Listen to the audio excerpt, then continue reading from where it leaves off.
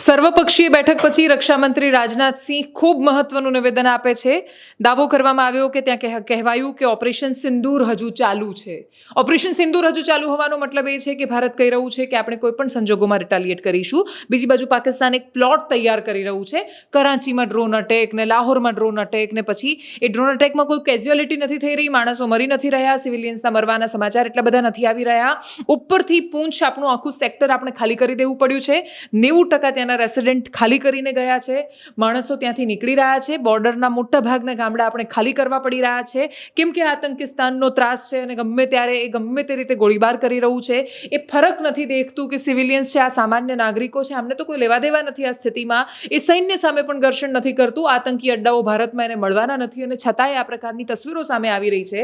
અને પછી પોતે કંઈ પણ કરે અને દુનિયા એને બ્લેમ ન કરે અથવા દુનિયા એના પર કોઈ આરોપ ન લગાવે, એના માટે જાણે એક ફિલ્મનો પ્લોટ તૈયાર કરતું હોય એ રીતે પાકિસ્તાનને દુનિયા શંકાથી એટલા માટે જોશે કેમ કે પાકિસ્તાનમાં પણ બ્લાસ્ટ થાય અને આતંકીઓ પણ જો પાકિસ્તાનમાં જ રહેતા હોય તો એ પાકિસ્તાનને શંકાની જેમ શું કામ ન જોવામાં આવે.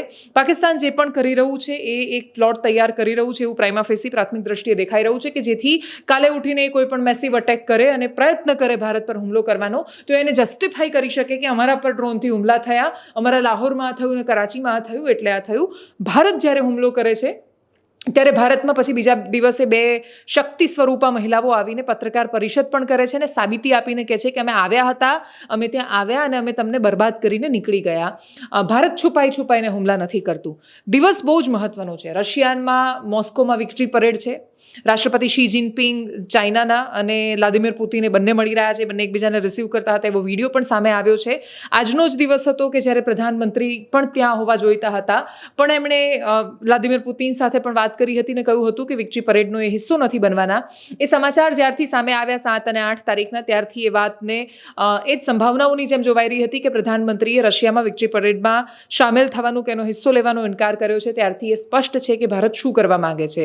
સર્વપક્ષીય બેઠક પછી રાષ્ટ્રીય એકતા અને રાજકીય એકતા તો સામે આવી છે, પણ ઓપરેશન સિંદૂર હજુ ચાલુ છે.